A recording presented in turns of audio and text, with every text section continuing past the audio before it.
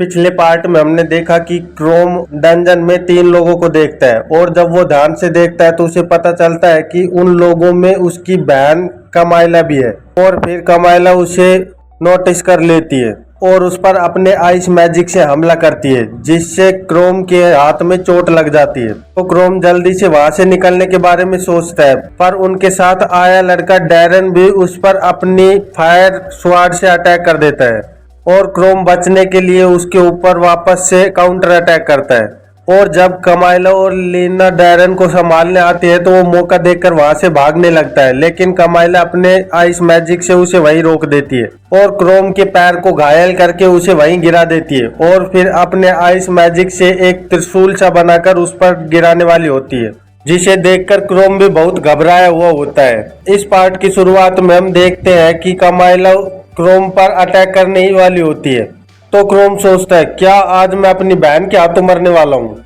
मुझे बचने के लिए कुछ तो करना ही होगा। मैं तो इस अटैक को अब डोज भी नहीं कर सकता क्योंकि मेरे पैर में बहुत ज्यादा चोट लगी है और ये अभी तक रिकवर नहीं हुई है। क्या मैं अचानक इसके ऊपर कूदकर इसे डरा दूं जिससे कि इसकी मैजिक स्किल स्पेल थोड़ी सी टूट जाए, पर शायद ये भी कुछ काम नहीं आएगी। सोच सोच क्रोम, जल्दी कुछ सोच। अगर मैं कुछ ऐसा कर पाऊं कि मेरी रीजनरेशन स्किल को थोड़ा सा वक्त मिल जाए तो शायद मैं बच सकता हूं। और तभी उसे याद आता है कि कुछ देर पहले जब वो चिल्लाने की कोशिश कर रहा था तो उसके मुंह से कुछ शब्द निकले थे और उसे आइडिया आता है और वो अपना गला पकड़कर बोलने की कोशिश करता है, तो बड़ी मुश्किल से उसके मुंह से शब्द निकलते हैं, कार्लाइमी। और ये सुनते ही क्रोम की बहन चौंक जाती है और उसे अपने भाई की याद आने लगती है। और तभी हम देखते हैं कि वो आइस वाला त्रिशूल जमीन पर आकर गिरता है और जहां वो गिरता है वहां बर्फ ही बर्फ हो जाती है। और फिर हमें पता चलता है कि वो क्रोम पर नहीं बल्कि उसके जस्ट साइड में जाकर गिरता है। तभी डैरन चिल्लाते हुए कलाई में कहता है, ये तुम क्या कर रही हो, तुम आखिरकार ऐसा कैसे कर सकती हो, तुमने ब्लैक पॉइंट से अपने अटैक को मिस कर दिया, ये कैसे हो सकता है। और क्रोम त्रिशूल को देखते हुए सोचता है ये बहुत करीबी था, अगर थोड़ा सा भी मुझे ये हिट कर जाता तो मैं तो आज मर गया था। पर फिर भी मेरा ये प्लान तो काम आ ही गया कि मैंने अचानक से उसका नाम लिया और वो थोड़ा सा हड़बड़ा गई। और इधर कलाई में सोच रही होती है कि ये आखिरकार कैसे हो सकता है, ये हो क्या रहा है यहाँ। और तब तक क्रोम की रिजनरेशन पूरी हो जाती है और वो वहां से भागने के लिए तैयार हो जाता है, पर कलाई में जल्दी से अपने आइस मैजिक का यूज करने लगती है ताकि वो क्रोम को एक बार फिर से पकड़ सके। लेकिन क्रोम उसके ऊपर ही अटैक करने के लिए तैयार हो जाता है और झटके से उसके सामने आ जाता है, जिससे कलाई में थोड़ी सी डर जाती है और वो जमीन पर गिर जाती है और उसकी वैंड उसके हाथ से छूट जाती है और मौका पाकर क्रोम वहां से भाग लेता है। और इधर कलाई में सोच रही होती है आखिरकार ये हुआ कैसे, मैं इसके जाल में कैसे गिर गई, मैं एक मॉन्स्टर से ट्रिक कैसे हो गई। तो डैरन उस पर चिल्लाते हुए कहता है, कलाइमा तुम यहाँ ऐसे कैसे बैठ सकती हो, तुम यहाँ पागलों की तरह बैठी हो और वो यहाँ से भाग रहा है। और तभी कलाइमा के दिमाग में कुछ थॉट्स आने लगते हैं जिसमें वो क्रोम को देखती है और जस्ट उसके पीछे उसके भाई को महसूस करती है। और वहाँ सिस्टम विंडो होती है जो बताती है अनडेड एक इस तरह का मॉन्स्टर जो डंजन के माना से भरा हुआ इंसान होता है। और वो सोचती है नहीं, वो मेरा नाम नहीं ले सकता, शायद मैंने ही कुछ गलत सुन लिया है। और क्रोम भागकर एक गुफा की दीवार के पीछे छुप जाता है और सोचता है ये बहुत करीब था, मैं तो बस वहां मरने ही वाला था। वैसे मैं बहुत लकी था क्योंकि अगर सोचा जाए तो मैं 3 हाई लेवल के एडवेंचरों के द्वारा पकड़ा गया था, पर ये मेरे लिए बहुत अच्छा है कि मेरे पास एक ऐसी स्किल है जो मुझे आराम से बचा लेती है। Thank you regeneration skill. अब मुझे ऐसा लगता है कि मुझे मॉन्स्टर मारने से पहले एडवेंचरस पर भी ध्यान रखना होगा, कहीं मैं मॉन्स्टर पर हमला करूं और वो मुझ पर कर दे। पर बहुत वक्त बाद मैंने कलाइमा को डंजन्स में ऐसे हंटिंग करते देखा है, इससे पहले हम डंजन में साथ जाया करते थे। वो वक्त भी क्या वक्त था जब मैं उसे वहां पे हंटिंग सिखाने ले जाया करता था और वो जल्दी ही मेरे लेवल को सरपास कर गई। और फिर वो दीवार के पीछे से छिपकर देखते हुए कहता है मैं उसके द्वारा दोबारा नहीं ढूंढा जा सकता, नहीं तो वो पक्का ही मुझे खत्म कर देगी। और वो देखता है कि वो तीनों गुफा के अंदर जा रहे होते हैं, तो वो कहता है ये क्या, ये तो अंदर जा रहे हैं, फिर तो मुझे इनके जस्ट उल्टा रास्ता लेना चाहिए ताकि मैं बिल्कुल सेफ रह सकूं। पर ये लोग जिधर जा रहे हैं वो तो डंजन का और गहराई वाला हिस्सा है जहाँ पर बहुत से डेंजरस मॉन्स्टर रहते हैं। क्या ये और ज्यादा गहराई में जाने के बारे में सोच रही है? और फिर हमें बताया जाता है कि नॉर्मल लोग डंजन्स में ज्यादा देर तक सरवाइव नहीं कर सकते, क्योंकि डंजन में तुम सिर्फ मेंटली और फिजिकली नहीं थकोगे, बल्कि वहाँ एक और कारण है, क्योंकि डंजन्स का माना इंसानों के लिए जहरीला होता है और वो सूंघते ही कुछ ही समय में इंसान खत्म हो जाते हैं। और तुम जितनी ज्यादा देर वहाँ रहते हो तुम्हारे मरने के चांस उतने ही ज्यादा अधिक हो जाते हैं। और जब भी इंसान डंजन्स के अंदर जाते हैं तो वो एक अच्छी स्ट्रेटेजी बनाते हैं ताकि उन्हें अधिक से अधिक प्रॉफिट हो सके और वो सेफली बाहर निकल सकें। और क्रोम सोचता है इन लोगों का इस जगह से और गहराई में जाना बहुत डेंजरस हो सकता है। वैसे तो मैं दोबारा कलाइमा के हाथ लग गया तो वो मुझे पक्का ही खत्म कर देगी, लेकिन वो मेरी बहन है, आखिरकार मैं उसे कैसे मरने दे सकता हूँ। चलो मैं उनका पीछा करता हूँ और अपने बीच में थोड़ी दूरी बनाए रखता हूँ ताकि मैं भी सेफ रह सकूँ। और फिर हमें एक इंसान का मृत शरीर दिखाया जाता है जिसे देखकर डैरन डरते हुए कहता है, ये क्या? ये तो एक एडवेंचरस की लाश है। और कलाइमा उस लाश के पास जाकर उसकी जांच करने लगती है और डैरन उसे देखकर कहता है, लगता है कि इसकी जितनी भी वैल्यूएबल थिंग थी वो सारी इससे निकाल ली गई है। तो लीना कहती है, ये कितना डिसग्रेसफुल है कि अब इसकी लाश यहीं पर सड़ेगी और मॉन्स्टर द्वारा खा ली जाएगी। और कलाइमा वहां से खड़ी होकर चलते हुए कहती है, चलो और अंदर चलते हैं। तो डैरन डरते हुए कहता है, क्या क्या हम अभी भी और अंदर जाने वाले हैं? और लीना कहती है, और अंदर जाना खतरनाक हो सकता है कलाइमा, हमें वापस चलना चाहिए। तो कलाइमा कहती है, मैं इस जगह पर काउंटलेस टाइम एक्सप्लोर कर चुकी हूँ, यहाँ पे ऐसा कोई खतरा नहीं है और हमारी स्किल और हमारे लेवल की बदौलत हम वहाँ पे आराम से रह सकते हैं। बस हमें एक दूसरे का साथ देना होगा। बस तुम जल्दी मत करना जैसा कि तुमने थोड़ी देर पहले किया था और वहाँ सब कुछ ठीक रहेगा। तो डैरन सोचता है, तो मैं यहाँ कोई पालतू कुत्ता हूँ, जो तुम जो कहोगी वही मैं करूंगा। और मुझे ऐसा बोल भी कौन रही है जो हमेशा मैसअप करती रहती है। और उन्हें अंदर जाता देख क्रोम कहता है, क्या ये सच में और ज्यादा अंदर जाना चाहते हैं? अंदर तो बहुत खतरा है, वहां पे सच में बहुत ही ताकतवर मॉन्स्टर होते हैं और जितना अंदर ये जाएंगे वहां का माना भी डांस होता जाएगा। वैसे तो ये हर खतरे के लिए तैयार है, लेकिन डंजन्स में कुछ भी हो सकता है, इसलिए इन्हें हमेशा तैयार रहना चाहिए। और इतने समय से मैं सोच रहा था कि कमाइला सिर्फ पीछे से वार करने वाली है और एक डिफेंसिव स्किल के साथ लड़ाई करती है।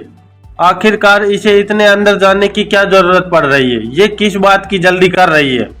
और तभी वहां जमीन पर एक बहुत बड़ा पत्थर का हथौड़ा गिरता है जिससे जमीन में भी गड्ढा बन जाता है। तो लीना जल्दी से उससे बचते हुए कहती है, ये क्या हो रहा है यहाँ? और वो देखते हैं कि सामने एक बहुत बड़ा मॉन्स्टर उनके सामने हाथ में एक पत्थर का हथियार लिए खड़ा होता है। और फिर हमें उस मॉन्स्टर की स्टेटस विंडो दिखाई जाती है। उसका नाम ऑर्ग होता है जो लेवल 22 पर होता है। और उन्हें देखकर क्रोम सोचता है, मुझे पता ही था कि ये होने वाला है, क्योंकि ये तो सीधी सी बात है, क्योंकि डंजन्स के डीपेस्ट पार्ट में लेवल 20 से ऊपर के मॉन्स्टर तो मिलेंगे ही। और फिर हम कमाइला को देखते हैं जो कि अटैक करने के लिए बिल्कुल तैयार खड़ी होती है। और यहीं इस चैप्टर का अंत हो जाता है। और अगले पार्ट में हम देखते हैं कि वो मॉन्स्टर गुस्से से चिल्ला रहा होता है और स्टेटस विंडो में दिखाया जा रहा होता है और लेवल 22। और उसे ऐसे घुर्राते देख वो तीनों भी डरने लगते हैं। कलाइमा उसका सामना करने के लिए सबसे आगे खड़ी होती है और इधर दीवार के पीछे से छिपकर क्रोम सोच रहा होता है, आखिरकार अब कलाइमा तुम क्या करने जा रही हो? तुम्हारे लेवल्स के बीच में इतना ज्यादा डिफरेंस है कि अगर तुम यहाँ से भागने में थोड़ी सी भी गलती की तो कैजुअलिटी भुगतनी पड़ सकती है। क्या मुझे इनके बीच में जंप कर देना चाहिए और इसे डिस्ट्रैक्ट करना चाहिए? पर नहीं, मैं ऐसा नहीं कर सकता, क्योंकि अगर मैं जल्दी से इनको डिस्ट्रैक्ट करने के लिए वहां गया तो ये सोचेंगे मैं भी एक मॉन्स्टर हूँ और इन पर अटैक करने आया हूँ। और अब ये चारों तरफ से घिर चुके हैं और ये शायद पैनिक भी कर जाएं। मैं तो बस अब इन पे नजरें ही बनाकर रख सकता हूँ। और इधर डैरन घबराते हुए कलाइमा से कहता है, आखिरकार तुम क्या कर रही हो? तुम क्या करने जा रही हो? यही बात थी, इसीलिए मैं चाहता था कि हम सभी वापस चले जाएं, लेकिन तुम नहीं मानी। अब तुम क्या करोगी? तो कलाइमा कॉन्फिडेंस के साथ कहती है मेरे मैजिक्स के साथ मैं और को भी डैमेज कर सकती हूँ, और उन्हें कहती है अगर तुम मेरा साथ दो तो मैं इसे हरा सकती हूँ। ये कोई अनडिफिटेबल नहीं है, बस इसके लिए हमें साथ लड़ना होगा। और डैरेन डरते हुए सोच रहा होता है क्या सच में हम ऐसे खतरनाक मॉन्स्टर को हरा सकते हैं। और वो उस मॉन्स्टर की ओर देखता है जो दिखने में सच में बहुत खतरनाक लग रहा होता है। तो डैरेन सोचता है पर अगर मैं यहाँ से भागने की कोशिश भी करूँ तो मेरा लेवल इतना लो है कि ये मुझे झट से पकड़कर मार देगा। तो मुझे यहाँ से बचने के लिए कलाइमा का साथ देना ही होगा और एक कोशिश तो करनी ही होगी। और अपनी तलवार उठाता है और स्कॉर्चिंग स्लैश का यूज करता है जिससे उसकी तलवार में आग लग जाती है। और तभी वो चौंक जाता है क्योंकि ऑर्ग ने उस पर अचानक से अटैक कर दिया होता है और वो उस अटैक की वजह से दूर उड़ जाता है और सोचता है इसकी रीच तो बहुत ही बड़ी है, ये तो इतनी दूर से मुझ पर अटैक कर सकता है। और तभी हम देखते हैं कि लीना उधर से भागते हुए आती है और अपनी लाइट बॉडी स्किल को यूज करके जल्दी से उस ऑर्ग के पीछे आ जाती है। पर वो अचानक से देखती है कि ऑर्ग घूमकर उसे ही देख रहा है और वो सोचती है ये क्या। तभी ऑर्ग का पत्थर का हथियार उसके सामने आने लगता है और वो देखती है कि ऑर्ग ने उस पर हमला कर दिया है और वो सीधा जाकर लीना को लगता है।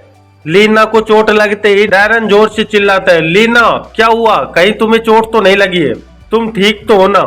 और इधर लीना खड़े होते हुए सोचती है इसने जस्ट बस मुझे उससे टच ही किया था और मैं हवा में उड़ती चली गई, सच में कितना ज्यादा ताकतवर है ये।